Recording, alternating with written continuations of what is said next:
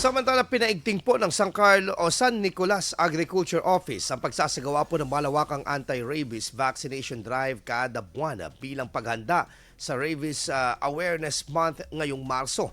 Sa pagtatala po ng tanggapan, umabot po sa 1,273 na alagang hayop ang naturukan, kung saan 966 ang aso at 307 naman ang pusa na karamihan ay nagmula sa Barangay San Roque, Barangay Malilyon at Barangay San Felipe West sa bayan ng San Nicolas.